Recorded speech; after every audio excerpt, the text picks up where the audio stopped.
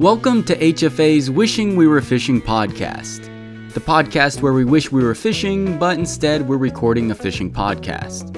In today's episode, we tackle all of the questions we received from you guys on the previous episode. At least I think we got to them all, and tell the story of our two biggest trout this year. If you're listening to this podcast the week it's being posted, then I've been out deer hunting, and this will have to suffice as my YouTube video for this week. If you can, leave a 5-star review and subscribe to the YouTube channel. It would mean a ton.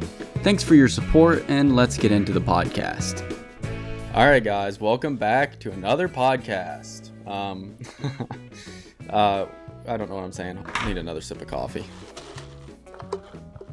Visual for everybody. He missed his mouth with that straw and had to go back for it. Okay, seriously. Welcome back to another podcast. I think the last one came out, a week ago or so? And it did pretty well. Thank goodness. There's at least 10 people that listened, which is a lot more than the previous 5 people that listened to the other podcast, so that's pretty cool. We're going to be talking about our 2 biggest catches this year, because let's be honest, we're probably not going to catch a bigger fish than that. Speak for yourself. At the rate we're going to end out. Listen, I'm going to be honest with you. I've had 2 really bad weeks of fishing, and I don't think it's going to get any better for me. So I'm just kind of strapped in and expecting failure for the rest of the year. But first of all, of course, we're going to answer some questions, right? Is that what we do? I think so. We actually did, by the way, guys, leave comments below, with questions that you guys want us to answer on the podcast. And we'll try to get to them and try to answer all of them. I don't know if we're going to answer all of them on this podcast from the last video. So some of these we can run through. We'll see how long. I feel like we tend to get on tangents, so that's okay. I don't know. I love a good tangent. Okay, let's just start with the White Dog Trail Company questions, because he left 4 of them. Okay. And I thought they were pretty good questions. So, the first one is, he said, I would love to hear how much effort you put into finding your spots, especially the ones that hold big trout. And then he says he's from upstate New York, and that if it's not a lake run fish, it rarely gets over 20 inches. Which I think for the most part in most areas is, that's about right. Fishing just small creeks and streams, most of the time really don't hit over 20, 21 inches. Obviously, there's spots. I agree that they can't get bigger, and I think in every spot, if they can grow to 20 inches, there's probably at least one trout pushing 24 inches in the system. But probably that's probably the biggest fish. Yeah. Although I don't know, there's a couple places I can think of off the top of my head that if you catch a 20-inch fish, I think that probably is the largest fish in that river. Yep. But wait, so what was the question? Yeah, so how do you, Andrew, how do you find your spots? How do I find that was the question. Spots? Yeah, how do you find your best spots? What I do is I go onto Google and search where to find big fish. No. I look up do that, but big brown trout. I Google big brown trout and then the state that you want to fish. I really and do then do there's that always too. a I really people. do that. I'm not. I may sound like I'm being silly, but I'm actually dead serious. Google your state and then big fish, and it'll probably show you. Some people people talk about spot burning from this typical social media realm, but I've found more big fish spots probably off of blogs that from people, old dudes have written 20 years ago than I do from Instagram, because most people on social media now, it's not they tag where they're at. Yeah, you know what I mean. So unless if I look at a big fish catch from I don't know, Idaho, I'm not oh, I know exactly what river that is. Maybe if you're from the area, you might be able to piece together some ideas and be oh, it's probably this particular river. But as someone that's not from there, it's really hard to figure that out. But I guarantee you, if you look up big brown trout in Idaho, some dude somewhere has written an article about some river that had big brown trout in it at one point. And then you kind of have a place to start. And then once, let's say you find a river and you're all right, they're in blank river. Then just Google that river. Google like blank river brown trout. And then like there'll be a bunch more articles pop up about that river, whatever it is. And I feel like that's how we find most of our spots, at least in new states. Now it's different. Like our home states are different. Like if I looked at like West Virginia, for example, and I was like, how did I find where most of the big brown trout are now? It was just from, I would say like just from word of mouth. Word of mouth. Yeah, just from knowing people. Yeah, I mean, we know people. Places. We knew people. Yeah, I mean, some of my favorite big brown trout spots I found out because I had buddies that lived on the creeks. And they're just like, dude, there's giant brown trout behind my house. And I was like, dude, whatever. And then I fished behind his house. I was like, oh, wait, there are big brown trout back here. So word of mouth, if I'm local. If I'm not local, then it's almost always just Google. I would say that. And a lot of times in most states you can find like from the Fish and Wildlife Agency, like in that state, a lot of times has like shocking surveys and stuff of that nature. Yeah, and, Colorado's a big one for that. Yeah, like Colorado has like shocking surveys, and like most of the major rivers and stuff have shocking surveys. Say, oh, there's this many 24-inch trout in here, and it's like, okay, now I know where the big fish are. And like another thing you got to understand with like the shocking surveys is like the way that works is that at least, and I don't have any experience with this, but have a few buddies that work for Trout Unlimited and stuff, and usually you can't shock the biggest fish out of a stream. Like depending on what the current is that you set it when you're shocking the system, you can't shock the biggest fish. So, or they'll set it to a certain, frequency that's not going to shock the largest fish. So they might have a frequency set up that they can only shock fish up to like 24 inches or whatever it may be. But my point, the reason I'm saying that is that like you can go into like these surveys and like just look at the surveys and be like, oh, like if they did a survey and there's like a crap ton of 20-inch brown trout that they're shocking out of this particular river, then there's a good chance there's probably, a lot of big fish in that particular system. But I will say that only works for states like Colorado and like some of the western states that are like so well documented as to where the fish are. A state like West Virginia or yeah. I feel like a lot of the eastern states is just like sometimes there's almost no information on it, so you have to find it in a different way. But yeah, and then once you do that, obviously the other thing is it takes you like a lot of on the ground fishing. Like rarely do we walk up to one spot and just be like, oh wow, this place has huge fish in it everywhere. I think Andrew's done that like a couple times out west on total accident, but usually that doesn't happen. Usually you fish for a long time and then you finally start figuring out where the bigger fish hide in the system or where they like to be for multiple reasons, like, I don't know, spring influences or tailwaters or who knows. It could be any number of different things why big fish like a certain area. So yeah, it does take time, but the longer you fish, the more you get used to it and the more you figure out like what you are looking for. Like a lot of times we like to do like find the systems that have the biggest fish and then we look at tributaries. Yeah. Well, like I mean, one spot out in Colorado, the very first time we ever fished the place, me and John both lost like upper 20-inch fish, and we're like, oh, obviously there's big fish in here because we both lost one. So just, and I was thinking about the another good example is that when you went to California and you fished that river and we like literally sat on Google Maps. Yeah. And I was like, this river's well known. And I was like, well, there's a trib, and this trib had some characteristic that we liked. And then Andrew went there, and then he like texted me that night and was like, I caught a 24.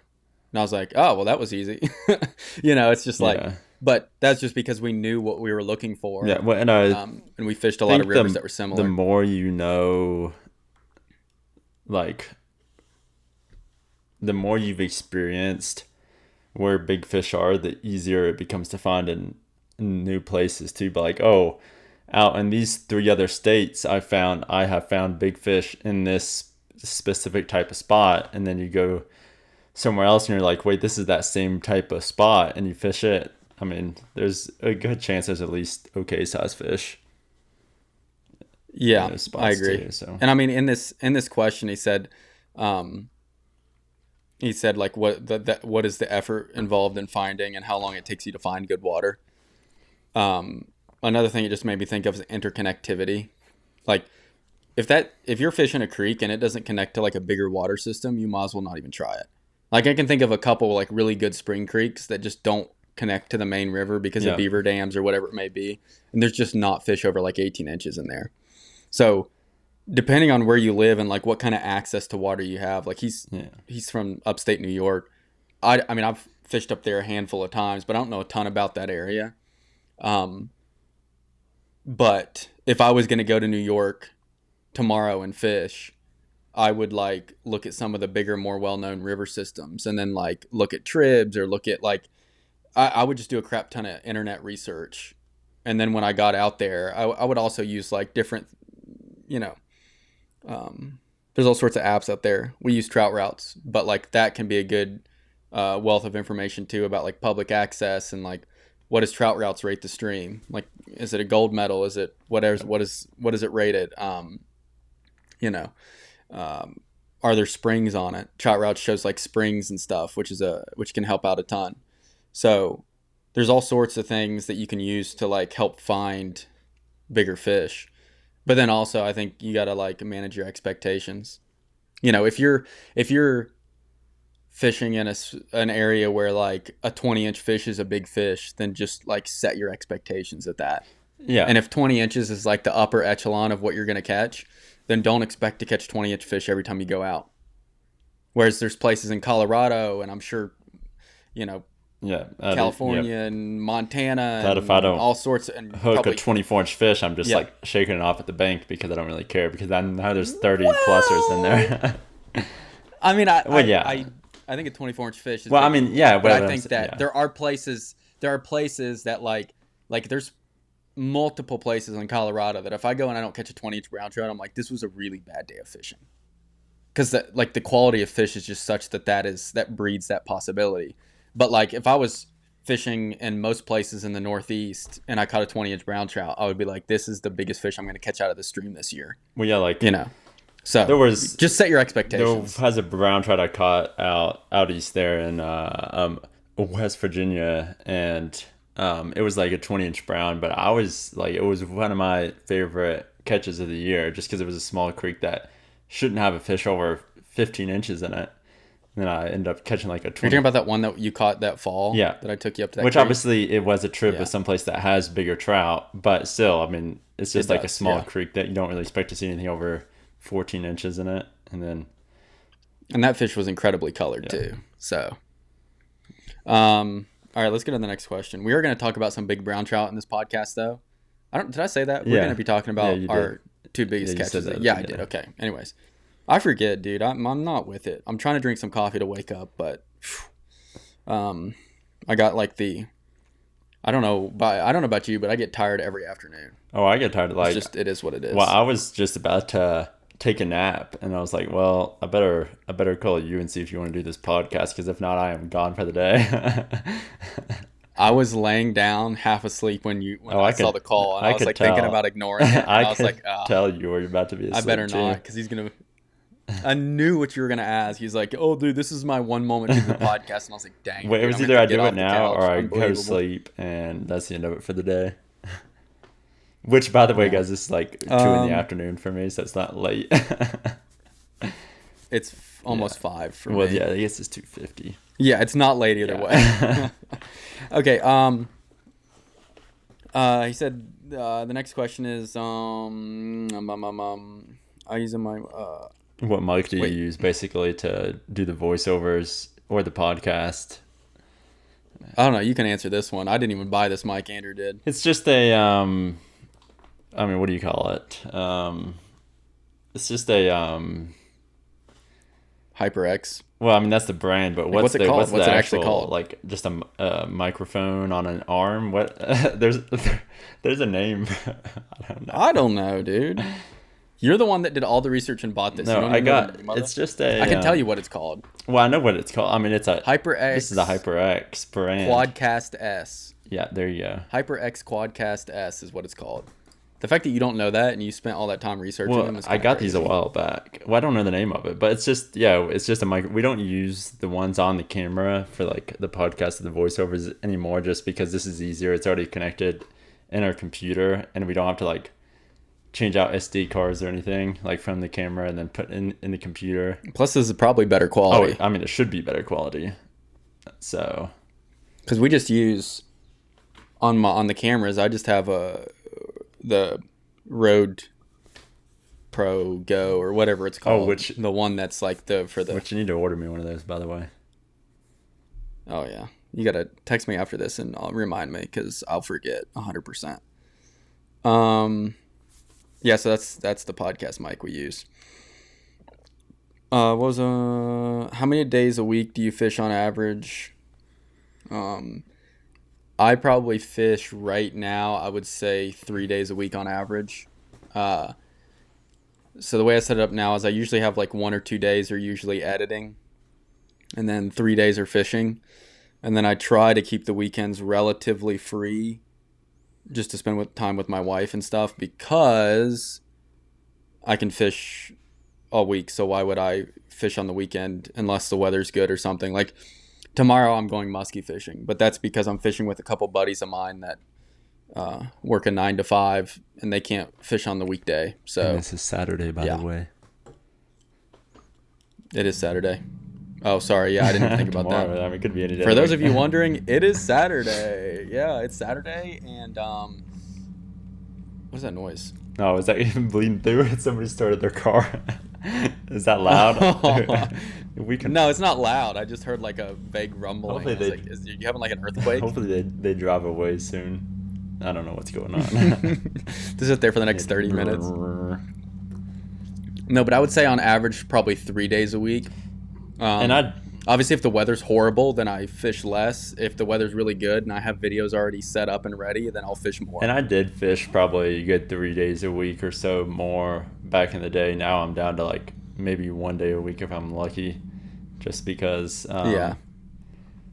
so much other stuff like work, and then I'm tired, and then everything else. So I'm lucky if I get 1 day a week, but but back in the day, like in like college and stuff, I do. Yeah, I mean we do a good 3 days a week even then, a lot of times. Andrew has figured out how to create more and more excuses for how not to go fishing. That's all you really need to know. It's just I have excuses because I'm struggling. You're something, all right. And then there's a second part to that question. How many days on average do not turn into videos because the fishing doesn't work Every out? day. Yeah, I was gonna say, dude, if I don't have like a specific video idea, it can be tough. Last week I went fishing oops, I almost just knocked my coffee over and you would have seen me lose my mind. Last week I went fishing 3 times and none of them were a video. This week I've gone fishing twice and one of the 2 were a video. But it's also fall, and a couple of those trips were muskie trips, which is just, not ideal. And then what was I going to say? How many videos have you seen? I was going to say that it's fall and the trout fishing has been How bad. many videos have you seen from me this year? Maybe like 2, and I've probably gone at least 20, 30 times, so yeah. A lot more but fishing Andrew, I would also like to then I would like to say this. Andrew has clips right now of him catching 2 23-ish Oh, that's true. I forgot trout about this. and multiple other 20s, and he just won't post it / won't edit it because he wants to catch something slightly larger. I'm like, you realize those are that's the problem. Fish of the year for most people. I end up keeping a lot because I'm like, oh, I need like something else to make the video better, and then I never catch anything else, and then I just go, and then it just doesn't ever get posted.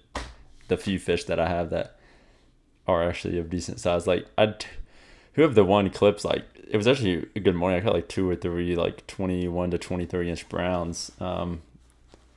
Honestly, because I have so little content right now because the fishing sucks and it's November and I'm spending more time deer hunting than fishing, or well, that's not totally true, but I'm spending more time getting ready for deer season than I am fishing.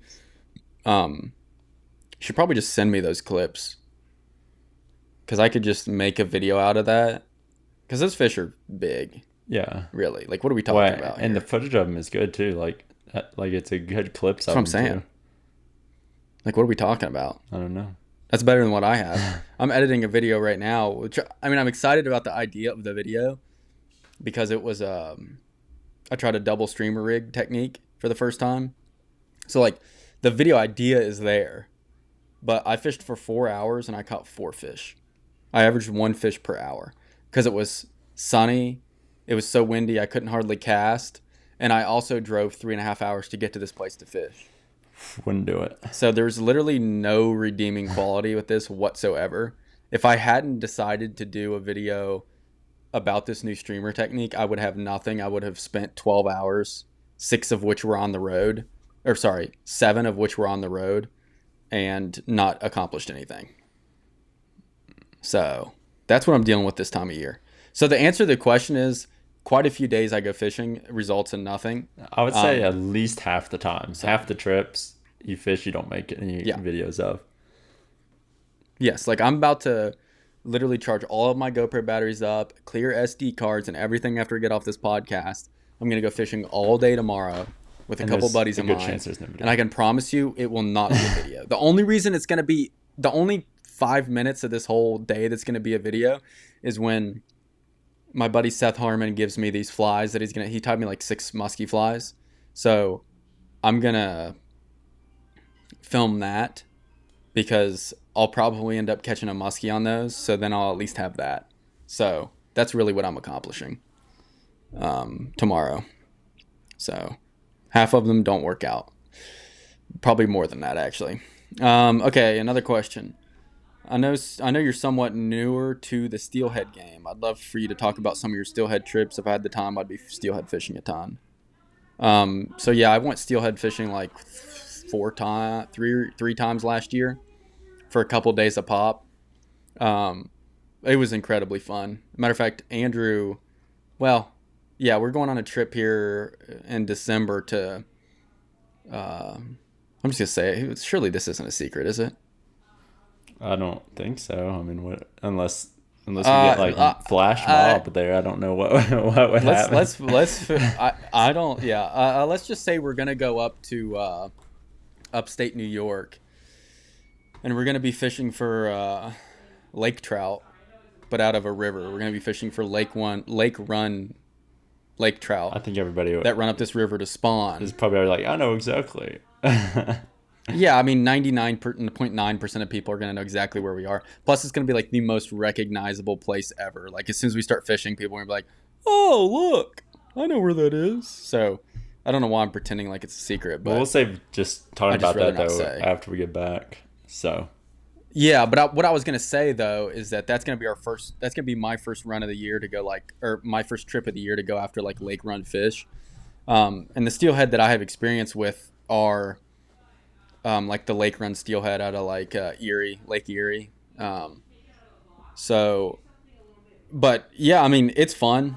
It's not that hard. You go up these little creeks and you'll see like a school of giant steelhead, and you just kind of like cast over them, and eventually one of them eats. I would say my biggest revolution, or like what's the word? Not revolution.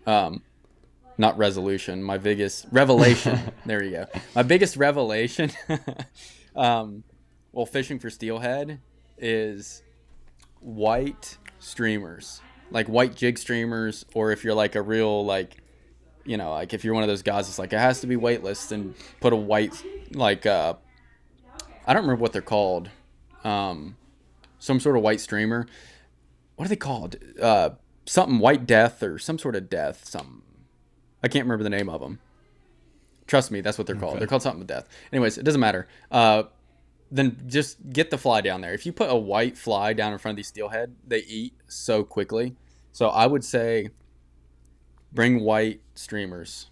Bring white streamers and eggs. If you have a white streamer and an egg, if you run a double nymph rig essentially with a white streamer and egg under an indicator, and you float it down any one of the more popular famous creeks that run into Erie, you're going to catch steelhead.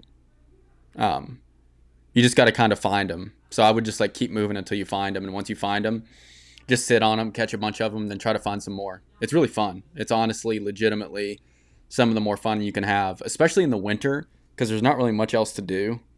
So it's miserable, but you're out there and at least you're going to catch like 20 to 30 inch steelhead or lake run rainbow trout, whatever you want to call them. I know that's like a big argument that people get into, but I'll have like a full discussion about those steelhead one day. Yeah, maybe we'll do that in December, maybe. So stay tuned for that. So, yeah, long story short, if you want to get into steelhead, it's fun. Go for it. There's literally unlimited information. There's no secrets on the steelhead, at least the steelhead that run out of the lakes, the Great Lakes. And I know, just, you know what? Yeah, never mind. I was going to argue, but I'm not going to argue. I'm going to call them steelhead. The steelhead that run out of the Great Lakes, there's like unlimited information on them. If you want to catch them in Pennsylvania, look up Pennsylvania Lake Erie steelhead run. And they will literally list off all the creeks that have them and what the public access is like. Same thing with New York, I'm sure. Ohio, I know, is the same way. Just look it up. It's not rocket science. And then get white streamers, get them down in front of the fish and some eggs, and you're going to catch steelhead. It's fun. That's my review. Perfect. What about you, Andrew? You have anything to add? I haven't been fishing for him, so I don't know. Also, my plan this year, I have another plan. I'm going to try to catch native steelhead for all the haters, for all the guys in like the Northwest. I've caught a native steelhead. Well, I'm going to try to go. My buddy Grant, a.k.a. Firefly Fishing on YouTube, he catches steelhead in Idaho. I think he's in Idaho. I actually don't know if he fishes Idaho when he catches those steelhead, but I hit him up and I was like, hey, what are the odds that this year when the steelhead start running, I can come out there and fish with you and try to catch a native steelhead? He was like, let me know. So I'm going to try to do that this year, probably in like February or something like that, just to catch a native steelhead, just to say I did. And I'll stir the pot, maybe. I don't know about you, but I've already slayed out a native steelhead and a native Chinook salmon. So. Yeah, but you went to Washington, which is cheating. You just got to be careful out there because there's so many regulations. You don't even know what's up from left. Oh, that's a podcast I want to do. I want to do a podcast of fishing stereotypes, like fisherman stereotypes, but just like the regions. Like the stereotypical like Eastern fish, like trout fisherman, like stock truck chaser, like generally doesn't even know that brown trout aren't native, like the ignorance of, and then like the Rocky Mountain fisherman that and just like go down the stereotypes that we think of each one, because I think that would be funny and like stir up some conversation, because I have having fished in all the places now, I have some very like strong opinions. Just purely based off the YouTube comments alone, I have some strong opinions about like the differences in like the different regions and how people react or act out on the water. So I think that would be a fun one. It is interesting how it's like one area they're like you can't even look at them, and then the other area like you can snag them all you want. So. Yeah, like if you're out east, dude, people are like snag them, we don't care, or like not really, but like I'm saying like the average angler doesn't have nearly I don't want to say the moral compass, but doesn't have nearly that. Like they fish, most people or a lot of people fish for food. So when you talk about like catch and release for certain trout, they're like, why would you do that? What's the point of fishing if you're not keeping them? As opposed to you go like way over on the extreme West Coast and the people are like, how dare you have the audacity to stress these fish out and put a hook through their lips? They're just poor little creatures. And you're just like, what? Let's see. We got some more questions here. I have one right here. You got one? I have one right here for you. Okay. Yeah. From Marco here. My question is, what is the most reliable tippet in leader size you use when fishing for big trout on streamer rods and Euro rods? I mean, in my opinion, and I've used a bunch of tippet, although I think we're still partially sponsored by Cortland, maybe, are we? No. I'm just going to say we are. I don't know if we are or not. I can't remember when the last contract we signed was. I should probably pay more attention to that. But what I was going to say is that genuinely, I think Cortland's tippet is unbeatable. Their ultra premium tippet just doesn't break. It is a bit pricey, but it is really good.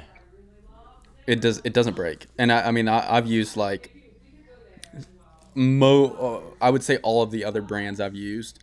I just took out some. I was gonna say I just took out some Scientific Angler 3X. Yeah, I take out that and I just snap it with my fingers. It'll just snap off, and I'm like, "What's happening?" I broke off a $6 streamer on about a 10-inch trout with that 3X. Not at the knot, by the way, just some random spot. And I literally took the 3X off, threw it in my bag, and grabbed Cortland's 4X and didn't break off the rest of the day. I went down to 4X on Cortland's Ultra Premium before I went to the 3X with Scientific Angler. Yeah, I mean, just like really not even close, in my opinion. I mean, maybe, and I've thought this before. It's like maybe for some reason, like when I get like the Scientific Angler or the, what's the other one? The other like super popular one. There's like Rio. Yeah. Rio's one other one. I swear to you, dude. I mean, I'll be freaking fly fishing, and the stream will, or like, it doesn't matter. It doesn't even be a streamer. I'll like have a dry fly touch a piece of grass. Yeah, I'll snap off on the grass. And I'll loosen the fly. It's crazy. Dude, it's infuriating. And then I'll use Cortland's 4X, and I'll literally pull a whole tree limb down trying to get my fly out. I don't know why it's so much better. And, you know, maybe I, for some reason, have some really fresh Cortland, and like all the other stuff I have is like been sitting in the fly shop for like 3 decades. Yeah. But even so, dude, it's night and day difference in my opinion for the tippet. And also every time I start to think I'm just crazy, I'll like try the other one again, and I just like break off immediately every time. That's what happened to me the other day. It's got to be garbage. I was literally like cursing in my mind when I broke off on that, because it was like a nice streamer, like a brand new articulated streamer. I broke it off. I was like, you've got to be freaking kidding me, dude. Like, there's no way I just broke off with 3X tippet on a trout that I saw. I mean, I've caught bigger brook trout than that brown trout was. And the thing broke me. It was not even, I didn't even hardly set the hook. It broke so easily. Yeah. And it's like, I don't care if it was frayed or not, dude. I've caught fish on the Cortland 4X, you know, after they've dug underneath a rock and underneath a root wad and everything else. Yep. By the way, the answer to the question is Cortland 4X Ultra Premium is what we use for like urine nymphing for big fish, right? I would say. I'll do that, and then I'll drop down to 5X if I'm fishing like a 5X, like a more pressured like tailwater area. I'll drop to 5X, but I normally don't drop below 5X unless there's something crazy going on. Yeah, I mean, I was fishing a tailwater last fall, winter, and I caught like a 24, 25-inch brown trout on a 6X. Yeah. But I wouldn't recommend it. We usually almost always throw 4X unless we absolutely can't. One time I just tried to throw some 7X, and you couldn't even like set the hook, and it would just snap if you set the hook. So you had to just like slowly pull into it, and even then, just like one good tug of the fish would snap it off too. So I don't know how, but I did try that out. But that's the last time I'll ever try it out. And then streamer fishing, I usually am using like 0X, 1X maybe, 2X. Slash like 12-pound, like, or 10 to 12-pound, like the fluorocarbon leader. Yeah, you can use, with streamers, you can get away with just straight up using like the fishing line too. Well, yeah, that too. Hedge we did a lot back in the day. We just used like the 10, 12-pound fluorocarbon, but I was even talking about like Cortland like has that 12-pound tippet fluorocarbon material stuff that I use a lot, which I haven't ever broken off on unless I'm like it's already frayed and about to fall off. Yeah. What was it? Was there anything else to that question, or was it was just the most reliable tippet and leader size you use when fishing for big trout for streamer rods and Euro rods? Okay. Yeah, I think we answered it then, right? 4X maybe? Most of the time, and then the streamer, just the 0 down to 2x, and then or just get like 12-pound equivalent. So I have a question from Spotify. Oh, okay. You ready? I'm ready. He says asking again, so maybe we missed this at one point, and if so, Brent, I'm really sorry. But he said, what got you into the sport of fishing? Share with us one of your most memorable moments in your early years of your fishing career. I would almost refer it back to, didn't we talk about this in our one podcast? Like how we started fishing? I thought we talked about how we started our YouTube channel. I don't think we talked about how we started fishing. I don't think so. Remember. I mean, it was mostly... The answer is our dad. Yeah, our dad fished. That's literally and he took us fishing when we were like tiny kids. We have like pictures of me like holding or attempting to hold up a stringer of trout, like stock trout from a river. So we got into fishing through him. There's pictures. Some of the earliest pictures of us are us fishing with our little spin cast reels on the bank of a stocked river in West Virginia. Yeah. And I'm not joking with you guys. My earliest memory I have, like people talk about their first memories. My first memory that I can I think it's my first memory was I was standing at a pier in Florida. And it was so early on that I'm pretty sure that Andrew wasn't born, or I just don't remember him being there. So maybe he was born. He was just so tiny he wasn't there with us. But I remember being at a pier in Florida, and my dad hooked a stingray. And I remember there's a couple things I remember. I remember looking over the pier, like down in the water, and the stingray being there. And then I remember some dude walking up and being like, "You want me to help you land it?" And my dad being like, "No." And when the guy walked away, my dad was like, what did he think he was going to do? like he was like, there's no way I could there's no one that's going to be able to pull this fish up. Yeah. And then he was like, even if I got it up here, what am I going to do with a stingray? So anyways, it broke off. Long story short, we just got to see it and then he let it go, or it broke off. He didn't let it go purposely, but, that was my earliest memories fishing. So my point being is that we have been fishing / hunting / in the outdoors since, I was born in October, and there's pictures of me propped up on the futon at our hunting camp in December. So within 2 months of being born, I was sitting at hunting camp. So if that tells you guys anything about how we were raised. So that's how we got into fishing. Yeah. What was the second part to that? All the time, and I just remember on the most weekends. Memorable moment? I just remember on the weekends, just hoping it was just the most exciting thing if our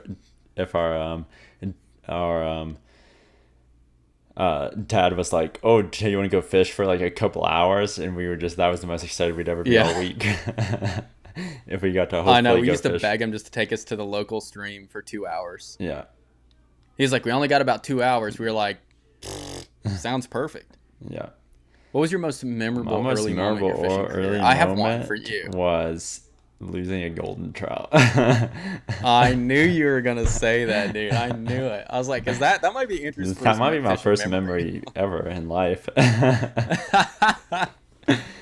Was me losing a golden trout. If you guys don't know, we have a video on YouTube. That's called what, the fish that took 15 years to catch, or 20 years or whatever. What do we call it? I don't know what we called it. 20 years? I don't know. I don't remember.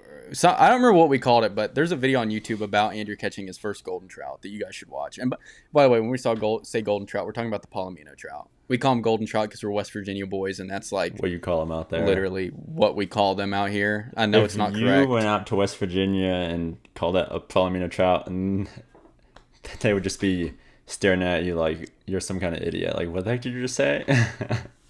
If they'd be like, you might as well be speaking a different language if you said Palomino trout.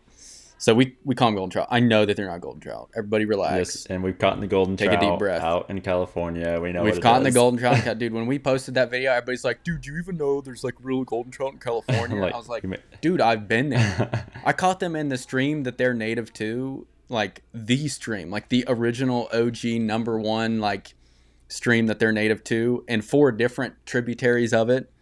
Like, we hiked 22 miles one direction to catch them in their original stream. So I don't even want to hear that malarkey about us not knowing what a real golden trout is. Unreal. And I'd say the West Virginia one is also a real golden trout in its own way. I mean, it is. It is call a real it fish. a golden trout, and that's where it was found. Was there, and they call it a golden trout. I think it's technically called a golden rainbow trout or something. Maybe it's not even a palomino, dude. I don't. Yeah, so it's like I don't care. If the place it was found calls it a golden trout, then it's a golden trout. You know. Agreed. Absolutely agreed. You have a question now? What did that question get answered all the way? I think so. It's just, what were some of your earliest memories? My first memory was me losing a golden trout. Check out the video we have of me catching my first golden trout in a long time. Yeah, please check out all the YouTube videos because they're just not getting very many views right now, and I don't quite know why. I think YouTube changed their algorithm again, and I got to figure it out. But yeah. So everybody go watch, put all the videos on repeat, and then take a nap. That would be wonderful. Okay, I got the next one for you. You ready? Yeah, what's the next one?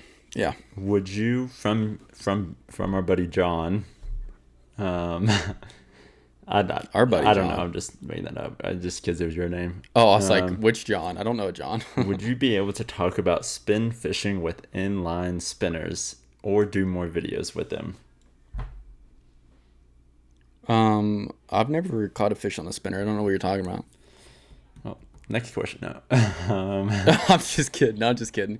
No, we started out spin fishing. I mean, I still enjoy spin fishing. I don't have a problem with it. Dude, I'm going to be honest with you. This might be a hot take. I think that if you're a fly fisherman and you didn't start out spin fishing or you haven't spin fished at all. You try it out. Like, I don't think I trust you. Like, dude, imagine just starting out fly fishing. Like, having no fishing experience and be like, you know what, I'm going to start fly fishing. How do you even learn anything? I mean, like, I feel like, and then also I feel like that just breeds that, like, elite mentality. Like, aha, I'm better than you because I never picked up a spinning rod. It's like, what are we talking about here, dude? I mean, pick up a spinning rod, like, cast around, like, feel how easy it is. Learn how to fish first. And once you learn how to fish, switch over to fly fishing, do something like that. But, like, people that have, like, no basis in, like, fishing with anything other than a fly rod are, like, I don't know. I just feel like that's a little bit weird, is it not? Or am I crazy? Oh, I agree. Maybe I'm crazy. I think spin fishing is great. I love a good spinner. Cast up the creek, reel it down, or cast across, or drift it down below you. I mean, easy to fish. I enjoy it. I'll still use it. In fact, I might here soon.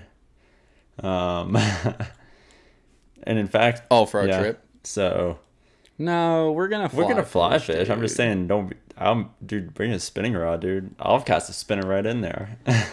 Hey, we can do a versus video where we do jerkbait versus streamer or something. Dude, I'll take the jerkbait. I mean, I think we should. If we do that, we gotta, like, switch off after a couple hours because I want to throw a jerkbait too. That's way easier. It is. No, imagine not having to worry about what's behind you and just flinging it like several hundred feet across the river. Clash, thunk, thunk, thunk, thunk, thunk. Catch a 30-inch brown trout. Meanwhile, I'm sitting there trying to, like, double haul some big streamer out in the middle of this ripping river. Like, oh, I don't know why I can't catch anything right now.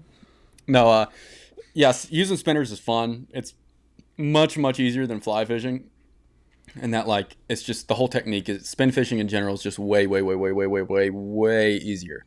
It's not as annoying. It's also like, and yeah, in my opinion, it's like less. It's like more 2-dimensional than fly fishing, and that, like, if you want to talk about, like, inline spinners, I mean, like, cast at a 45-degree angle and reel it just fast enough to get that spinner blade to move. I personally like the Colorado bladed spinner bait or inline spinners that have a little bit of weight to them, so you can kind of, like, get them to sink a little bit, but then you don't have to reel them super fast to get those blades to spin. Yep. Like, throw it at a 45-degree angle upstream as you're working up the creek, and if there's, like, a river and if there's, like, a good spot that you think you should have caught something and you didn't, throw it at 45-degree angles downstream, let it swing through. And if you ain't catching fish on a spinner, then there's either not fish there or you really need to, I don't know, change the color of your streamer or just reevaluate your life choices. Yeah. to be honest. You know how many times I've like been fishing and be like, dude, if I just had a spinner right now. Oh, I've thought that too. Be like, oh, if I just had a spinner, just launch up here, so I don't have to like spook the fish or do something else. I would have definitely caught that 24-incher. Yeah, like the really heavy like overhead canopy. Yep. And like where the fish are spooky, and it's just like hard to maneuver to get like enough room to back cast for you to cast up the stream far enough to get to where the fish are. Yep. So you end up having to walk closer, and then the fish spook, and then you're just like, dude, if I had a spinner, I'd just been like, whiz, smack. I guess the second part of this is doing more videos with spin fishing. I mean, I'm sure we will have some in the future. I mean, just every so often. I mean, I'm sure it'll pop up just because we started spin fishing and we have spin fish, and I'm sure we will spin fish in the future sometimes. So that's yeah. Are you frozen? Are you here? I think we lost John. Uh-oh. Hello? Hello? We're recording. We're back in action. What just happened? The internet the internet didn't even go out. It just reloaded the page and kicked me off. Well, that's interesting. I don't know what happened. Well, we're still recording, so let's just get back into the next question. What were we saying? That was the end of it. Oh, no. I was going to say that he said ask about the videos with the inline spinners. Oh, by the way, guys, we had some technical difficulties. I apologize about that. But anyways, the spinner question, I was going to say that the reason we don't make spin fishing videos, at least I personally don't make spin fishing videos anymore, is because I don't find it nearly as interesting. So, like, I would just rather fly fish right now. So, if I'm going to make a spin fishing video now, it's probably going to be like a versus video. Like, spin fishing versus fly fishing. Just because fly fishing is just my passion, to be honest with you. Like, I didn't stop spin fishing because I wanted to, I don't know why I would have stopped spin fishing other than because I didn't like to do it as much anymore, but that's kind of why. Like, when I think about like going and like throwing a spinner for brown trout, it just doesn't super excite me the way that like throwing a streamer for brown trout does. Oops. So that's my personal take on it. But as Andrew said, we'll probably do some spin fishing videos of some sort as we move throughout the next couple years for sure. Perfect. I have a question that we got emailed to us. If you want. Oh, okay. Go for that. Okay. This guy, he said don't mention his full name. I'm just not gonna mention his name at all. But he said he's 14, but he's been fly tying for 8 years. And he's been a big fan of the channel for 3 years now. So first of all, shouts out. The fact that you're 14 and you've been fly tying for 8 years. Oh, and fly fishing for 8 years. So he started when he was like, what? I'm not doing the math, but he was young. So he's got a few questions for us after we're 45 minutes into a podcast and we're still answering questions. We haven't even gotten to the stories. Anyways. Oh gosh, this might just be a question one. The stories won't take that long, I don't think. You're right. So, yeah. You ready? What's the question? There's got 1, a lot 2, 3, 4 of them. Okay, well, let's rapid fire. Come on, let's get this. We have to go through these quicker. We got to do these quicker. We got this. Favorite way to fish: dry fly, nymphing, or streamer? Streamer for me. Yeah, streamer fishing is the most exciting. Okay. Seeing the big fish swirl on your streamers, you can't beat it. Doesn't get better. Next. I know Andrew ties flies from older videos, but does John? If not, why? No. John. I think that there's only a few reasons I'd want to tie flies, and honestly, if I was going to start tying flies, I would just tie streamers and like honestly musky streamers, and that would be about it. I get the allure of it, but it's not cheaper to tie flies. So if you're tying flies because it's cheaper, you're lying to yourself. The only reason I would want to tie flies would be to tie like custom flies that I think would give me a slight edge. It could be cheaper if you got it like wholesale price materials. Maybe. But if you're just going to a fly shop and buying it, you're probably not saving much. You're not saving money. And quite honestly, the whole reason I haven't done much fly tying up to this point, not saying I won't start because I probably will, but just because, dude, I don't have the time. I mean, like, Yeah. when do I? I don't even have I the know, time. that's what I mean. I was like, Andrew ties flies, but he doesn't tie flies. It's not like, when was the last time you sat down at your vise and tied a fly? I When mean, I I was just there? tie. Yeah, well, I just like tie a handful at a time, just because. I mean, Andrew I don't have the time to sit there for Andrew hours. notoriously sits down for like an hour before the trip, ties 3 flies, loses 2 of them within an hour, has one that works the whole time, and then he loses that, and then he quits and goes home. Like, that's how much fly tying Andrew's been doing recently. So my point being is that, and I know that, like, it's easy for me to say because I can buy flies and it's not like that big of a deal, and that, like, I have a business, or like the YouTube channel's created around fly fishing.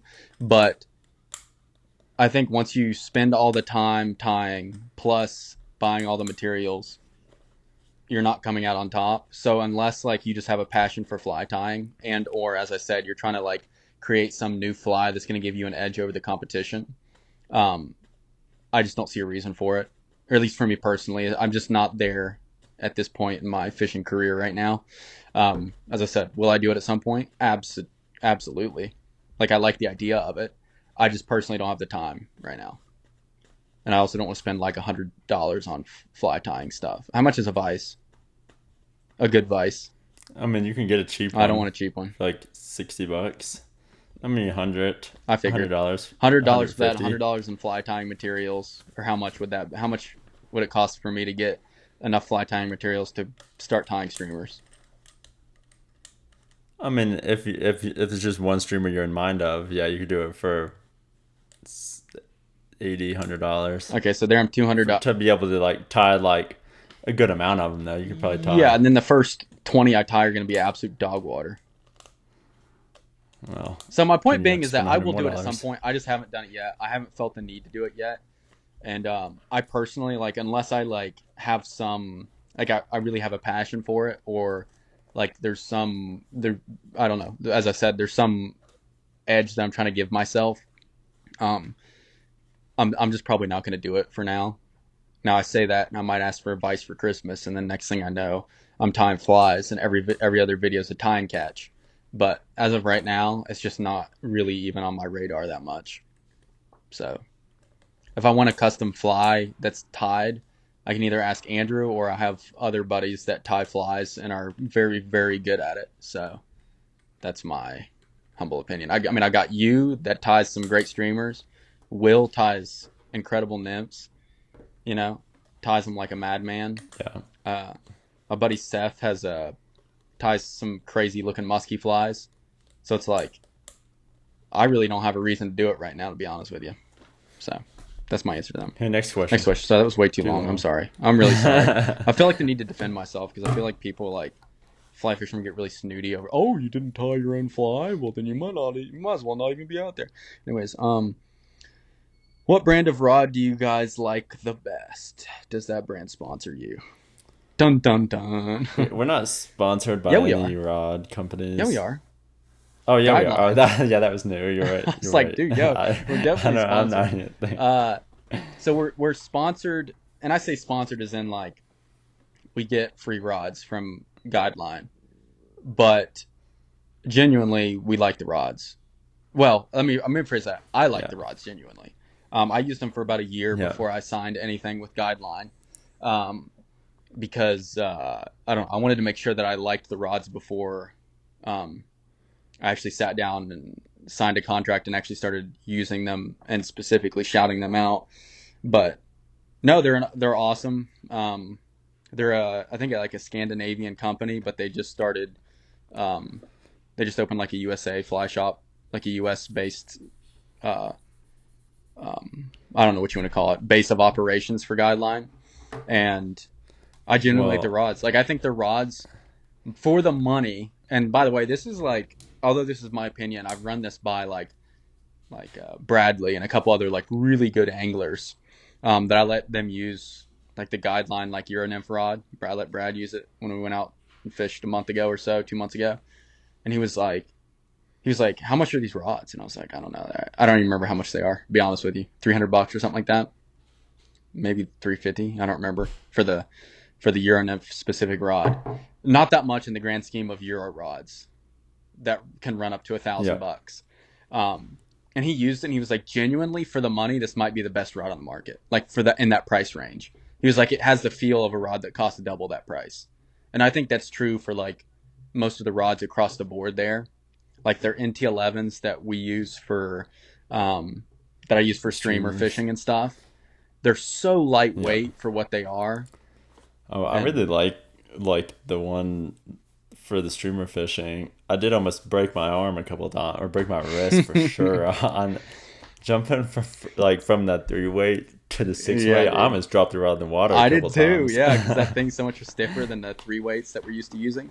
By the way, I just got a 10-foot 4-weight, it's a 10-foot 4-weight, and I used that. I jig streamer fished with that in West Virginia, and I like that one a lot too. Actually, I might like that one just a tad bit better, as long as the fish aren't like 30 inches, like really big.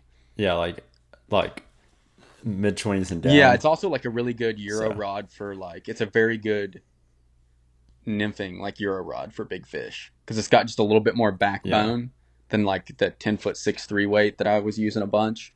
But it handles a lot more similarly to actually that Cortland rod, like from a stiffness perspective. But I really like it. I like it a lot. I'm going to be using it. I used it in the one video, but you're going to see it a lot more in the coming year. Not that you guys can tell the difference between a 3-weight and a 4-weight when I'm throwing it, because it's the same rod as a 3-weight. But yeah, I genuinely like the rods, to my point. He also said they're coming out with my contacted guideline. Can you say this? Ooh, that's a good point. People to know what they're coming out with? I don't know, honestly. That's a good point. Maybe I shouldn't say that. But it's a new product to their line that he said he's going to send me once they come out with it, and I'm going to have him send one to you too. You'll like it. So yeah, they got their. Yeah, I mean, if anybody's interested, is there like a code or something? I don't think we have a code, to be honest with you. Because we haven't done. Okay, well, just go. We haven't done any like specific sponsored content with Guideline. We just signed a contract to like essentially, just put it in writing that we were going to be using the Guideline stuff, and I really like the company too, because like in previous years, the one thing that I hated about rod companies in general is they just didn't really, I don't know how to say this. It didn't seem like they respected what it was that was going on in like the social media / like the YouTube space. Is then they were like, yeah, how about we send you a free rod and then you can only use our rods, and like, everything you say has to be like praising our rods or whatever it was. It was like, dude, why would I want to do that? Like, if there's a problem, I'm going to say there's a problem, first of all. Second of all, like, I hate the exclusivity thing, because like, what if like I spent a lot of like hard-earned cash on like my muskie rod. So what, now I can't muskie fly fish because I have to exclusively use whatever the rod company was? It was like all these like bonkers deals that they would throw out there that I was just like, I'm not doing it. And then with Guideline, they were like... And it was also just like, we'll send you the rods, you use them, and that's the end of it. Like, there's like... Communication was awful. That was another thing that annoyed me with a lot of these companies. But then Guideline was just like, yeah, man, we'll like, if you ever need a rod, let us know. We'll send it to you. Like, they didn't have some like quota that like, we'll send you like 1 rod, 5 rods a year, whatever. There would always be some quota. There's no quota with Guideline. They're just like, if you need something, let us know. If something breaks, let us know. If there's any issues at all, let us know. And that there wasn't any exclusivity. They were like, if you're using our rods, we want you to like it. You know what I mean? Like, we want you to choose our rods. And then also the company was just, it's just run by a bunch of anglers. So like every time I talk to anybody, or especially the guy that I've been talking with at Guideline, like the dude's just a legit angler. He's guided all over the world, literally. And maybe that's why it's called Guideline. But I mean, like you talk to these guys and you're like, yeah, these guys know what they're talking about. Like, so it's just an all-around good company that I've enjoyed working with them. So we are sponsored by them, but I also genuinely enjoy their rods. So that's the answer. Wait, was I supposed to get something sent to me that I never got? Like a bag or something? Or no, the waiters? Wait, did I ever get that? I don't think so. Did you? I don't know. Did you not? Did I we? thought that was. Dude, I don't remember. That wasn't. Listen, it's not my job to make sure that Maybe you get stuff. If you're supposed to get stuff, you should No, ask well, me. the problem is if somebody sends me something, they have to tell me because I don't like if it isn't like if I don't order it, then I don't know it's here I don't know what that means. and I don't get alerted. Like I don't get told that I have a package. Well, then, do you not check your packages every week? I do, but I don't know. Like there's a giant mail room and everything just gets shoved in there and you have to hunt through packages and or it goes in a box and if you don't have the code for the box, then you can't get in the box. So I have to like know that there's something being sent to me. Well, I mean, or I think the know what it last is. time I got new waiters was the last thing I got. I thought I heard something about me getting that too, but Well, maybe you should I go to haven't that heard anything in a room while. and check it out. I mean, I can text our guy and I don't I can know, text man. Max and be like, "Hey, did you send that?" Either way, we're spending too long. Nobody, Everybody, all our listeners all the are gone. listeners are gone. We went Everybody's from gone, 10 dude. listeners to like we went from 10 listeners to 3. They're like, I almost guarantee you there's nobody who's still They're listening like, to this right now. gross. And if they are, Hashtag. it's just because. they fell asleep. And if they are, it's just because they accidentally left it on. And they're, they accidentally left the podcast on. They fell asleep, or they're driving and they're held hostage. gosh. There's probably some like girlfriend Yeah. sitting here like in the passenger seat listening to this, thinking like, "Why are we About to lose her here?" mind. Yeah, she's like, "I'm gonna jump out of this moving car if we do not." Don't worry, I feel bad for you too. So Anybody that's made it It'll be this okay. anybody that's made it this far definitely has some bleeding eardrums, and there's just no way around it. well, this is about to just be questions only, and we're gonna do another podcast. No, with just- no, because what are we gonna name the podcast? You gotta have like a click. You gotta have something to click on, dude. No one's gonna click on it. It's just like questions only. But let's podcast, get through these LOL. last couple. Well, first of all, you also talked about that question for far too long. Whatever. I like talking, dude. What's the next question? How What's often the do you next get question? skunked, Is there dude? another question? Every time. Next. No, genuinely, I think I say I fish a lot. I think I only get skunked. I get skunked less than 5 times a year on average. I think. I can count on one hand, probably. Like once in every 5 to 10 trips. Not even that for me. Probably less than that. It depends too. In the winter, I've gotten skunked a decent It's also amount. like If I get depends skunked in on, the summer, like I'm if, driving off a bridge probably. well, it also depends on like if I'm only throwing a giant streamer for a giant That's fish true. and I don't catch one. It's like If we're counting muskie, that's the difference. then 80% of the time I get 90% of the time I get skunked. If we're talking about muskie, if we're talking about trout, then it's not very often. Okay, done. Okay, next. I have Oh one. my gosh, dude. I have like 2 No more. way, Yeah, I dude. got like 2 more. Dude. All right, guys, listen. Okay. Keep asking questions.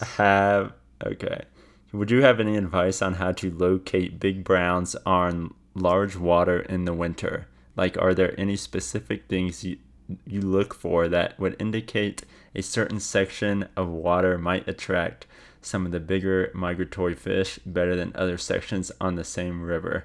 I mean, just near the best streams. Like if there's a What? well, I mean, like if you're looking at a big river, and like Yep. there's gonna be some good tributaries, right? Like let's think of I don't know. Maybe. I've fished a couple rivers for brown trout, namely, I'm thinking about rivers in like Pennsylvania and West Virginia, in North Carolina. It's like if there's going to be a handful of tributaries that are just more productive, whether they're spring fed or whatever it may be, bigger tribs, whatever it may be, and then like fish around them, because like the fish post spawn, Yeah, like fish below. the fish post spawn below are going to those dump tribs. out of those tribs because they're going to go to bigger water to put on the feed bag for winter. Well, I would also say if there don't really happen to be many trips, maybe just look for like bigger runs, like Slower water. bigger holes In the winter. Yeah, the slower water for the trout, because they normally don't like to be in the fast stuff during the winter. Yeah. So a bit slower pools. I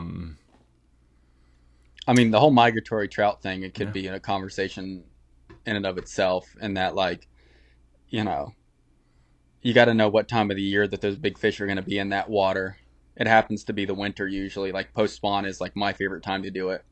But they can be in that big water all the way up through, April, May, maybe even June, possibly. I've seen some big fish in what I know is migratory water as late as June. but at some point they're going to start pushing up those tribs again. So you got to kind of know your own personal water, like when the fish are going to go wherever they're going to go. I think is super important. And then, yeah, as I said, I personally, like, my favorite migratory trout spots that I'm thinking of in my mind are like between or close to the best tributaries.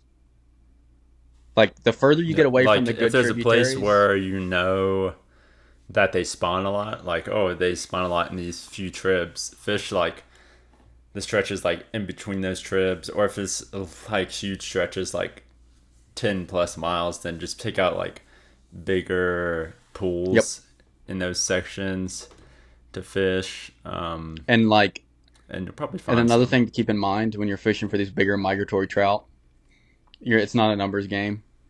So don't go out there. Yeah, you might not even find one in a day. Don't go out there and expect to just run around and catch all these big brown trout. Like, go out there with the expectation that like you're going to be really hunting to see a fish.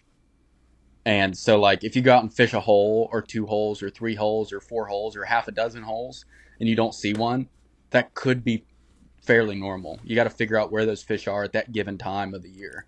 So that's also super important. But that's also where the bigger fish are going to be. So.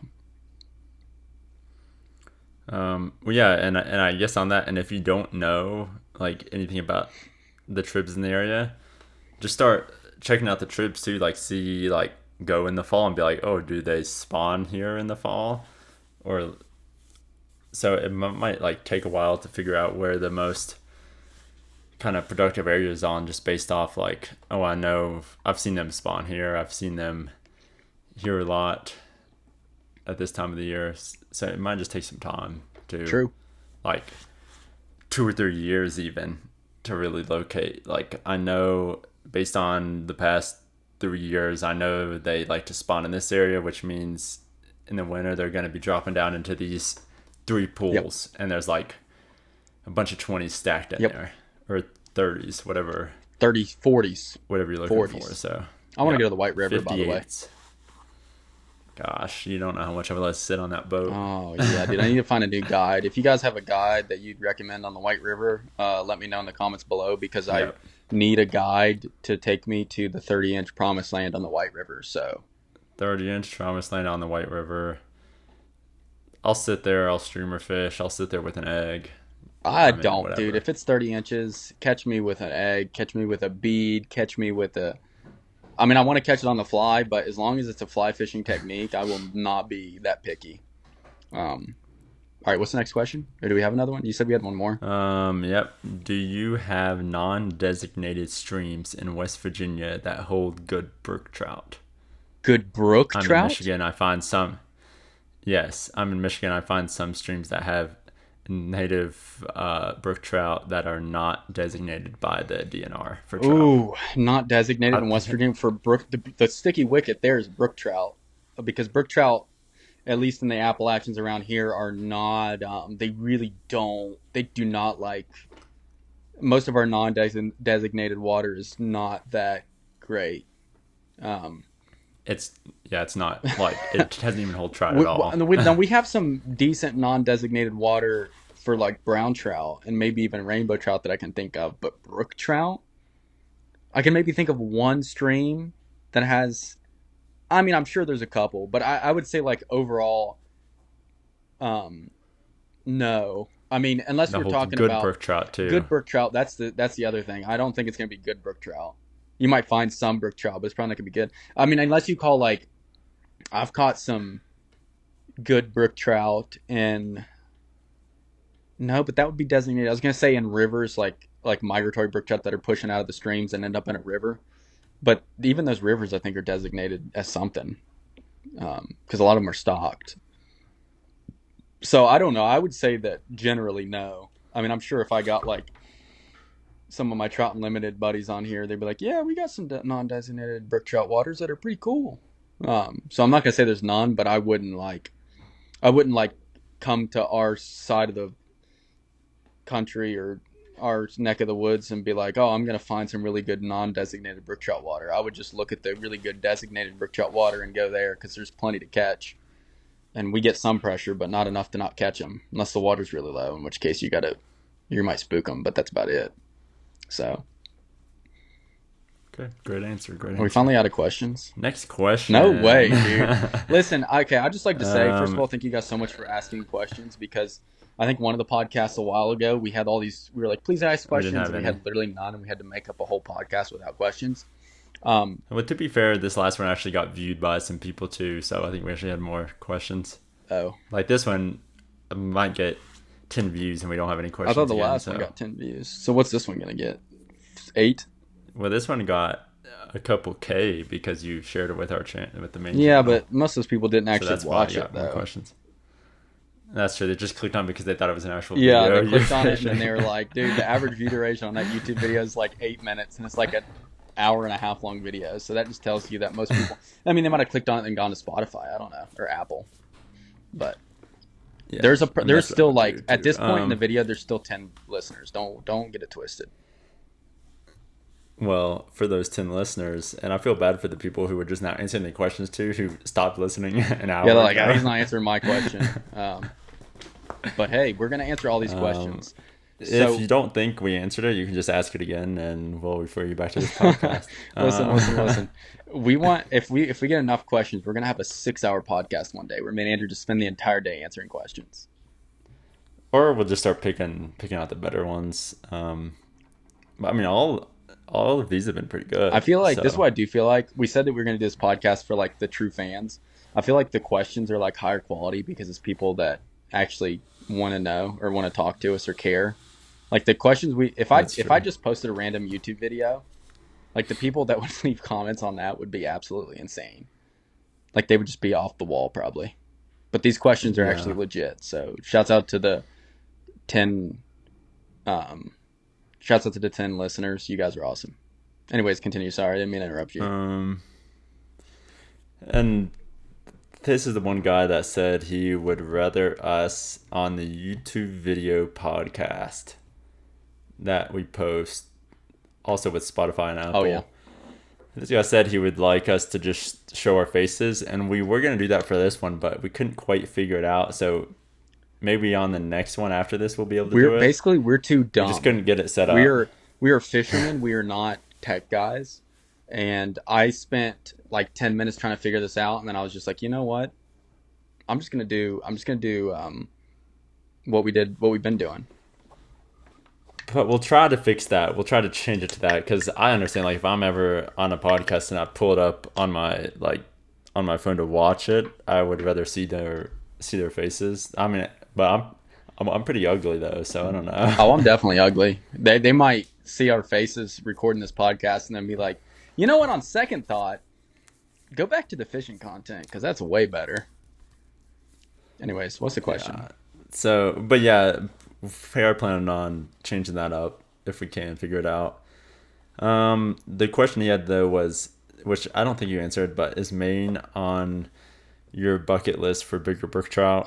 And I mean, of course it is. Yeah, I mean, I fished Maine for the first time this year actually, and it was incredible. But I was there in April, so the fishing was absolute dog water. I did catch some native brook trout though, so that was cool. But yeah, I need to go back to Maine and actually like legitimately fish. I would also like to catch what are they called? The centipede trout, but what's the actual name for them? They're like a landlocked Atlantic salmon. What are they called? I don't know. I'd like to catch those. I think if you're legally allowed to, I don't know. They might be like endangered or something, or threatened or something. I don't know. But then I had someone send me a picture of a big native brook trout that his buddy caught and an Atlantic salmon out of the same stream. And I was like, that's where I want to go. There you go. I'm also really obsessed with the idea of lake run brook trout. Like, how cool is that? So, or not lake run. I'm sorry. So big. I meant ocean run brook trout. Like steelhead. Yeah. Native. That'd be cool. Oh, I think that'd be cool too. I guess that's that question. I will comment on this comment because I almost kind of agree. Comment on the comment. They said, seems like the Browns have been staying in the lakes to spawn more and more over the past years. And I don't think I disagree with that. At least in Colorado, it feels like they don't push up as much. Yeah. I mean, I agree. I'm not going to disagree. Actually, I don't. But is that not a product of the low water? I shouldn't say that. I don't know what's a product of. All I would say is I wouldn't have a strong argument against that statement. Well, it's definitely true. Unless there was actually like there's one spot in particular. Survey. There's one spot in particular. Oh, yeah, that's true. In one spot I know of that they just don't run up the creek creek when I first came here, I saw giant brown trout, and I've tried it the past like 3 years now. Zero, not even one spawning brown trout. So they all have not pushed up in there in 3 years. They're just spawning in the lake, and so we know it because obviously that is true in some places. We know they're spawning in the lake because every single brown trout picture for about the month, like the 2-month period in like October, like September, October, is from this exact spot. Yeah, and every single one of them. They used to go up the every creek. single one of them blurs out the background. Like, bro, we know everybody in the state of Colorado knows where you're fishing. You don't have to blur out that background. You know what I mean? Like, what are we talking about here? But, I agree with that. Well, I think the whole blurring background is a joke. Might work in some places, like some states, but in Colorado, there's no there's literally no. I would argue that blurring the background matters. It like doesn't matter anywhere unless you're like somewhere and you like fish and you catch a fish and like the background is like have the skyline of New York City or something. Yeah, bridge, like, maybe. Or like a sign that says "Welcome to." Dude, I'm gonna be honest with you. If you catch one and it's in a super obvious landmark, just don't post the fish. How important is it? And if you're gonna post it, or everybody already knows about it anyway because everybody fishes there because it's in a really but like spot. If I think if you blur, if like then this might be a hot take too, but I think if you're blurring the background to that extreme, like I've seen people like post pictures and the whole background is just like a different pattern, like squirrelies or something, and I look at that and I'm like, dude, if that fish isn't 30 inches, I think that's like the most. It's just a hideous looking photo. First of all, it's a bad photo. And then second of all, if you're that concerned about where you caught it being secret, then don't post the fish. You know what I mean? Yeah. That's my hot take. I agree with that. And if you care that much, then don't post. Like there's nothing more, this is another thing, there's nothing more annoying than someone like telling me, like messaging us and be like, I can't believe you posted a fish picture from this spot or a video from this spot. And then I click on their dang profile, and every single fish catch is from that spot or a spot in the surrounding area. And I'm just like, dude, you're posting too. You're the one. You know what I mean? Like, the hypocrisy in some of the blurred background / like Instagram / anything. It doesn't matter. It doesn't have to be Instagram. I'm sure it happens on TikTok and everything else. It's just insane. I agree with not per se saying the spot. Like, don't go. Don't say where you're tagging your location per se. But I mean, if you post a picture and the people already know the spot, I mean, we already know about it. Yeah. It goes back to the same thing we've said a million times. If you've been there, you're gonna know where it is. Just like the people in Colorado, or it doesn't matter. I just use Colorado as an example because I see it the most there. That blur the background of their spot, and they're like, "Look at this big brown." Oh, it's every picture. We know where you're at, and it's like the most famous place in the state to fish for the like trout. One of the top, okay, we don't one really of the most famous places. I would argue that it's one of the most famous places in the Western U.S. to catch big brown trout, and these people are blurring out the background, acting like they've got some secret spot. Dude, you ain't. It's not. You're not slick. You know what I mean? I don't understand it, but. In their defense, the only reason I know where they're at is because I've been there. You know? Yeah. Or even if I haven't been to that exact spot, I've been in that surrounding area.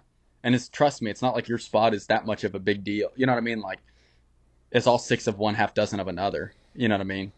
Just wait until the place me and John go next fall. Ooh. We're going to make some people angry with that one.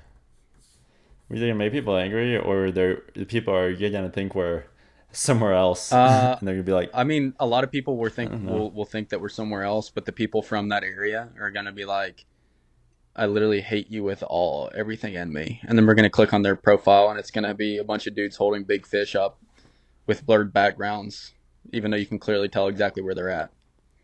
So anyways, I don't know how we got on that rant. That was fun. No more questions. There's no way, dude. Dude, there's not that many people that listen to this question podcast. It's just gonna be super duper quick. super duper quick. I didn't know all 10 Super duper people quick, were going and to leave a comment. That's kind of crazy. I'm answering it because he says he loves the podcast episode. So Okay. I like this guy. I like this guy.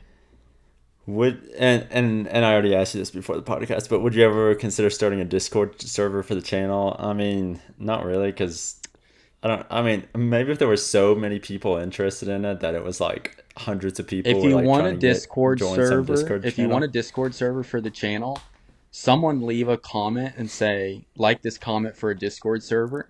And then, however, if we get more than and if it 10 gets likes, over 100 likes, but we only have 10 people, right? At least 50. We only have 10 people that listen to the podcast. Well, but it has to be at least 50 people. No one's going to make it this far to even know to leave the comment. The comment's not even going to be made, so it doesn't matter. If that comment gets made and there's 50 likes on it, no, I don't think we need 50 comments, dude. There's not 50 people that listen. 50 there's likes. Not going to be 50 people at this point in the podcast, dude. So there's no point in 50 yeah, comments. you're not wrong 15, about that. 15. 15? No, there's 20. Not that many, dude. What do you think is happening here? I'm not, but that's what I'm saying. Like, there isn't any point in having the Discord channel thing if there's only 5 people. Yeah, but if those 5 people are super dedicated and they like to use Discord, then why not? What is Discord? I don't even know what Discord is. I'll drop it down to 20. It's like, I mean, I can't even, it's just like a thing where you... Do people like talk on it? Like, what is it? You can talk. Like, is it like a chat? Like what if we could join a Discord? I've only heard it in the context of streaming. A lot of people use it to like play games. Yeah, like you can stream, play games. You can join each other's Discord and like talk to each other. But you can also like have a Discord server, and people can talk on that server like all the time. Like post questions, answer questions, and have stuff. It's like a community thing about something. Isn't there something like that on YouTube too? Can I open a community tab on YouTube? I don't think it's quite the same. Maybe I don't know, dude. Don't ask me. Okay, we'll think about it. But you have to leave a comment and you have to get likes. If you leave the comment, say it, likes it, and it has to have at least 20. I would say like 20 people would have to be in it. If we even get the comment, no point. Then we should make the server. 20 likes and we'll start it. 10 likes. The HFA Discord server. It's gonna be at least 20 likes. We'll see if the comment even gets made. If the comment gets made and it gets more than 5 likes, I think we'll heavily consider it. 10 likes, we'll heavily consider it. If it gets 20, it'll be up in the next day. I'll make Andrew do it. Andrew will have to control it though. But to be honest, I don't even know how to do that. Surely it couldn't be that hard. Okay, that's all the questions. Yay, 1 hour and 20 minutes in. Everybody clap. We'll do these stories pretty quick since it started pretty long. Do your story first. I'll do my story super duper quick. So my biggest fish of the year. He cast it out and he caught it, and it's. I caught the first month of the year. I believe it was the first month in January. I caught a 20, roughly. I didn't. Oh yeah. You measured it, didn't you? Roughly a 26-inch brown trout, I believe. Extremely fat fish. Cool brown trout. We don't have a video of it because I didn't record. Because my GoPro was dead, and I tried to turn it on. I tried to switch back. Okay, let me back up. I'm fishing a river. I hadn't caught anything all day up until this point. And I'm fishing. I haven't seen a fish. I haven't caught a fish. I'm throwing a pretty big, like, 4.5-inch streamer. No fish. I would come up to this one pretty good-sized hole that I've never even caught in a fishing, I don't think. It's a pretty good hole, but it's just like a hole that you cast in because it could be good, but you don't ever catch anything in it.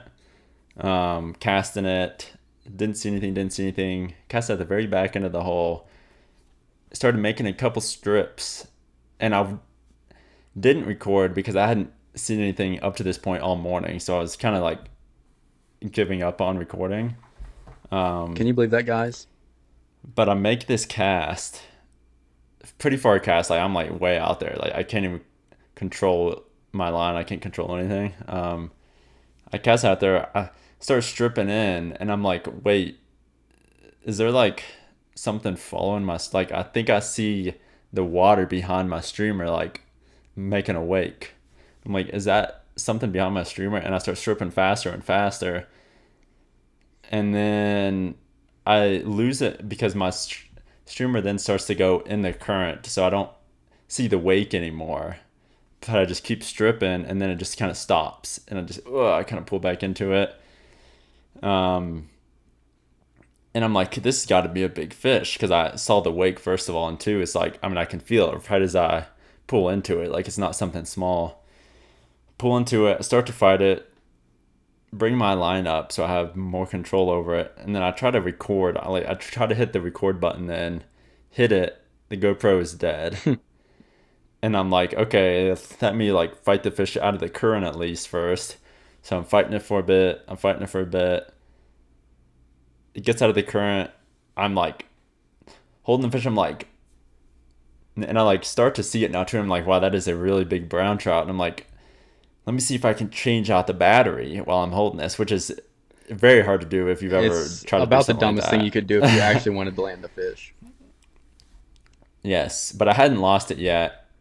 The fish I'd seen, it had wrapped itself in my line. So it like spun around, and I was like wrapped around it. So it was like hooked, and my line was wrapped around the body of the fish somehow. So I was like, let's see if I can put a new battery in. I fish out a battery, change it out, put it in, hit the record button. It starts recording, dies immediately. I'm just like, I give up. I'm just going to focus on landing the fish. And then I eventually bring it in, land it. Giant brown trout, about 26 inches. I think you did post a picture of it. I did. Yeah. Right? Back in the day.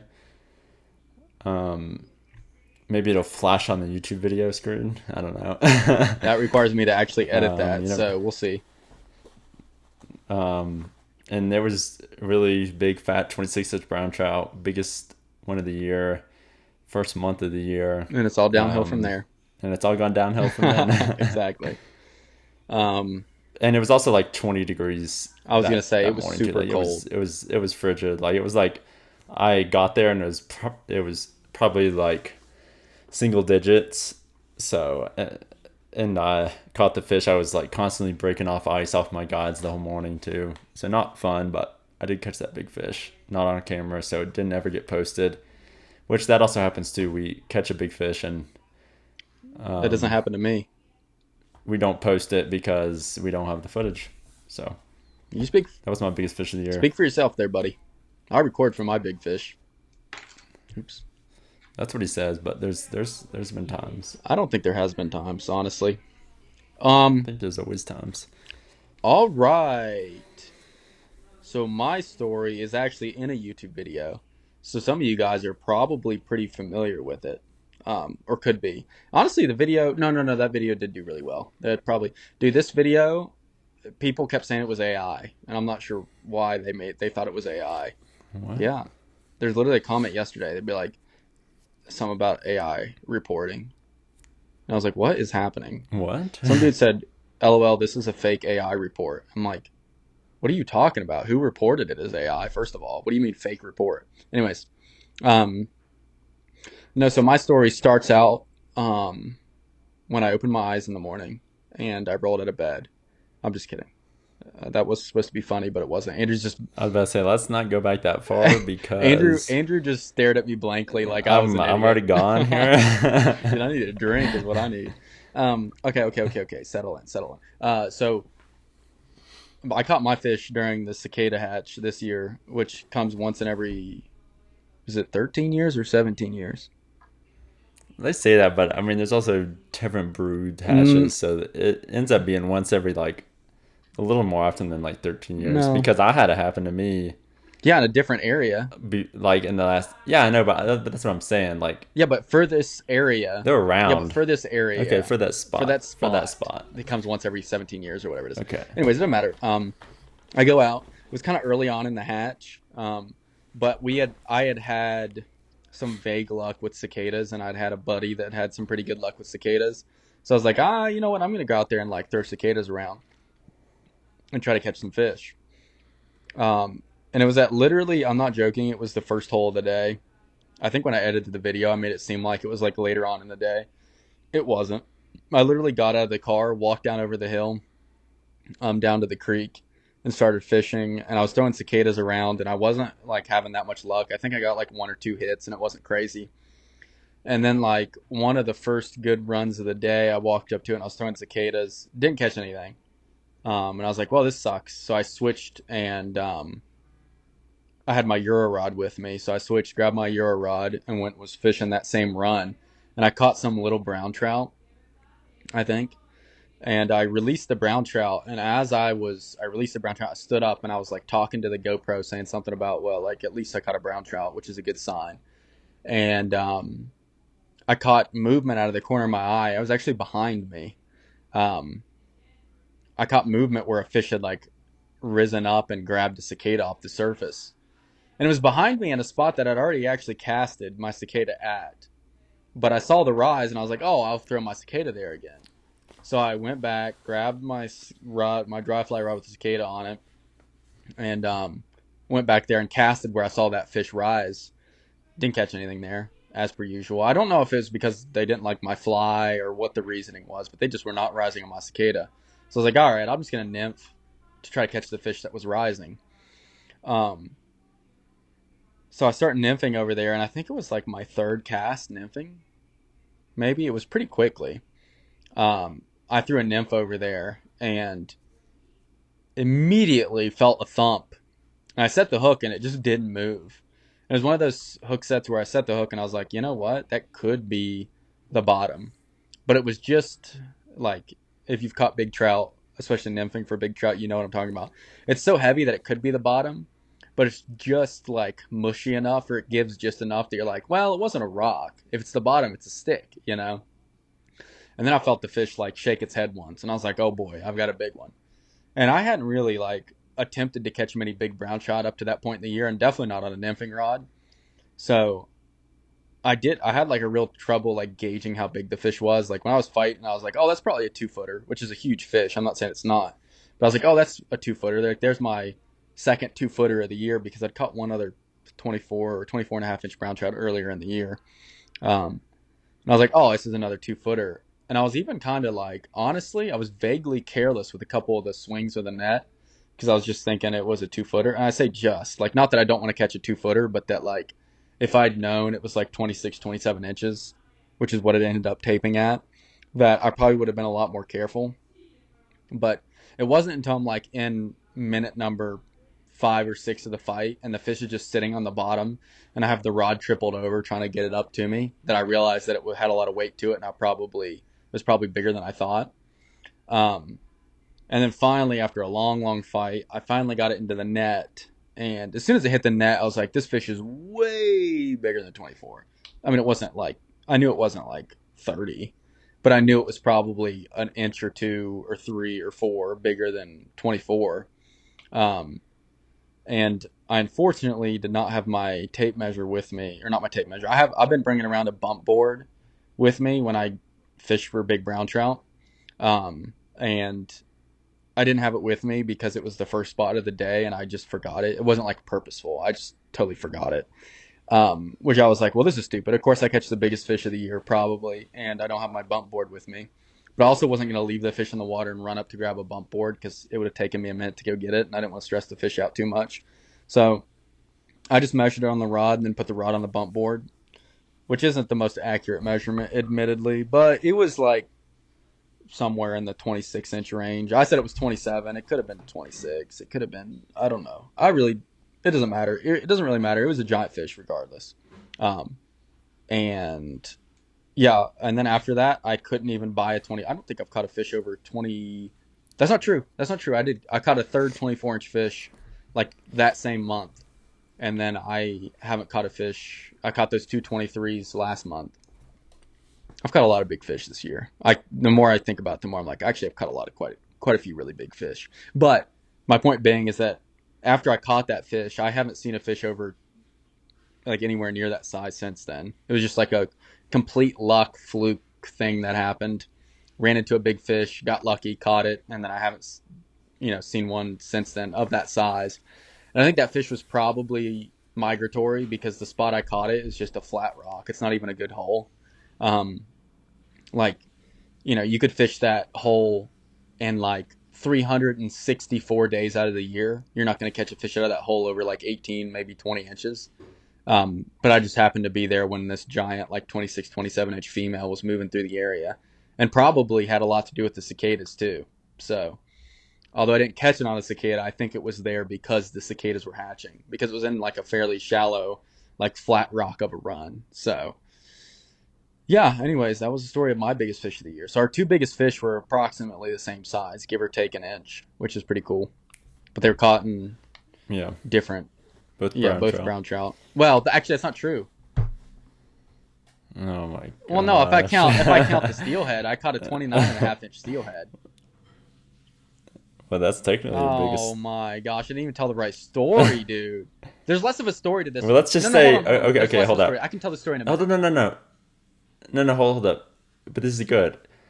Our biggest brown trout of the year. Next podcast, we'll tell our biggest rainbows of the year. Did you even catch a big rainbow? But this isn't a rainbow. Yeah, These I are caught two big steelhead. ones. Okay, steelhead rainbow. We've already been going for. Well, I was gonna say that the story would take 2 minutes. Okay, we can say something real.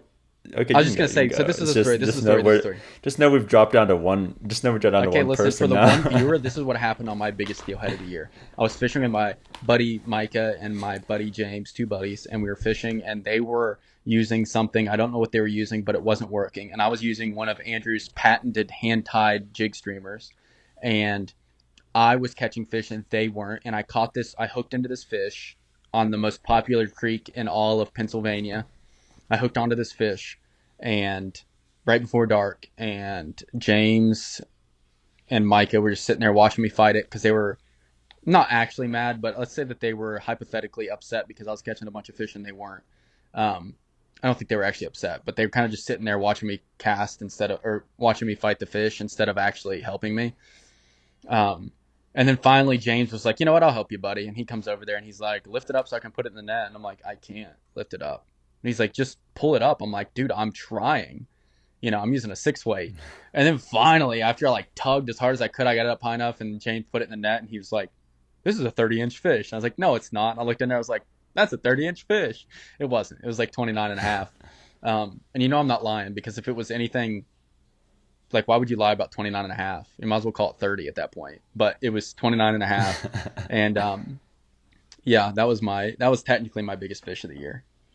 So that's pretty good, and hopefully that'll be broken. That's true. If we do what we're supposed to do on this trip in December, then we should break all of our records. There's gonna be a lot of records broken, but hopefully biggest trout ever caught, biggest char, new species caught, new state unlocked.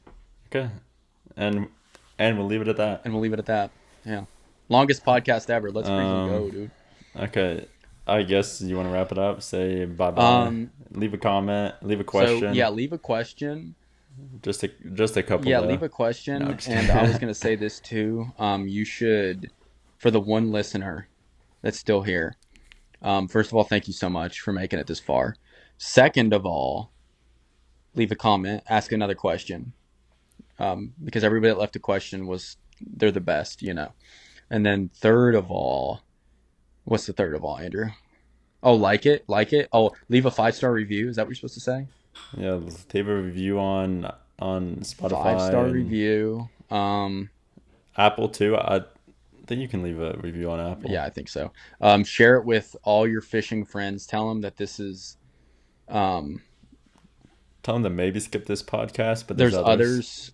Or tell them that like send them this podcast, but set their expectations pretty low. Be like, this podcast isn't that good, but if you want to waste about an hour and a half of your time and you're driving somewhere, like, send this to them. Is there anything else you're supposed to tell people to do with podcasts?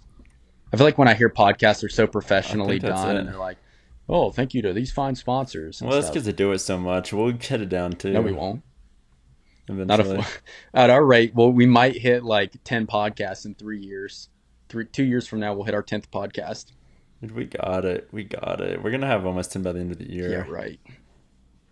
I'm gonna try to do some podcasts with some of my buddies. I saw someone leave a comment like, you should have other guests on, and I was like, yeah, you're right. I'll try to get some of my buddies on here and do some podcasts, so it's not just I planned on that, and we are going to. It's tough to coordinate now our time with their time as well, and they also don't have like a microphone or anything, so just have to be through either a phone or their own computer. I don't know. Let's be figure it computer out. microphone. That's not that bad. It'll probably be fine. So, Okay. All right. thank you guys Well, for listening hope or everybody's having a good- watching, and you guys are the best. Yeah.